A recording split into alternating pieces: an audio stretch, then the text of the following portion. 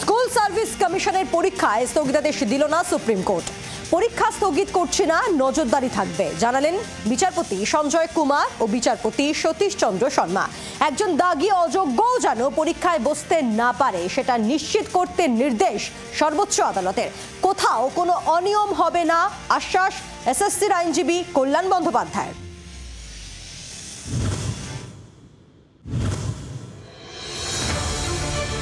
SSC নিয়োগ মামলায় ভর্ৎসনার পরদিনই সুপ্রিম কোর্টে কিছুটা স্বস্তি পেল রাজ্য সরকার ও স্কুল সার্ভিস কমিশন।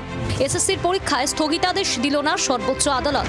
পুনর্নিয়োগ পরীক্ষা কোনোভাবেই স্থগিত বা বিলম্বিত করা হবে না এমন নির্দেশ দিয়েছে সুপ্রিম কোর্ট। সুপ্রিম কোর্টের বিচারপতি সঞ্জয় কুমার এবং বিচারপতি সতীশ চন্দ্র শর্মার বেঞ্চ আজ এই নির্দেশ দিয়েছে। পাশাপাশি স্কুল সার্ভিস কমিশনকে কড়া নির্দেশ, কোনোভাবেই যেন অযোগ্যরা পরীক্ষায় বসতে না পারে। অর্থাৎ নির্ধারিত দিনেই হবে স্কুল সার্ভিস কমিশনের নিয়োগ পরীক্ষা। শুক্রবার মামলার শুনানিতে বিচারপতি সঞ্জয় কুমার ও বিচারপতি সতীশ চন্দ্র শর্মা স্পষ্ট জানিয়েছেন, পরীক্ষার দিনক্ষণ ঘোষণা হয়ে গিয়েছে, তাই আর কোনো স্থগিতাদেশ বা বিলম্ব হবে না। সুপ্রিম কোর্টের দুই বিচারপতির বেঞ্চের মন্তব্য, পরীক্ষা স্থগিত করছি না, নজরদারি থাকবে।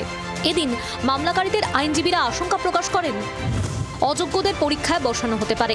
শূন্য পদের হিসেব নিয়ে ধোঁয়াশা রয়েছে বলেও সওয়াল করেন তারা। পাল্টা এসএসসির আইনজীবী কল্যাণ বন্দ্যোপাধ্যায় আদালতে জানান, মোট 5 লক্ষ আবেদন এসেছিল, অযোগ্যদের নাম বাদ দেওয়া হচ্ছে জানিয়ে কোথাও কোনো অনিয়ম হবে না বলে আশ্বাস দিয়েছেন কল্যাণ বন্দ্যোপাধ্যায়।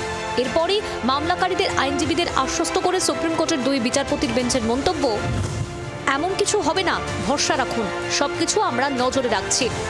এর আগে সুপ্রিম কোর্টের নির্দেশে আবেদনের সময়সীমা 10 দিন বৃদ্ধি করা হয়েছিল। এদিন সর্বোচ্চ আদালত নির্দেশ দিয়েছে, যারা অনলাইনে আবেদন করতে পারেননি তারা 2 সেপ্টেম্বরের মধ্যে হার্ড কপি জমা দিতে পারবেন। 7 ও 14 সেপ্টেম্বর নিয়োগ পরীক্ষা নেওয়ার ঘোষণা করেছে এসএসসি। সুপ্রিম কোর্টের নির্দেশে এখন স্বচ্ছভাবে পরীক্ষা নেওয়াই স্কুল সার্ভিস কমিশনের কাছে সবথেকে বড় চ্যালেঞ্জ। রাজীব চক্রবর্তীর রিপোর্ট, জি 24 ঘন্টা। বাংলার আওয়াজ, বাঙালির আবেগ, জি 24 ঘন্টা।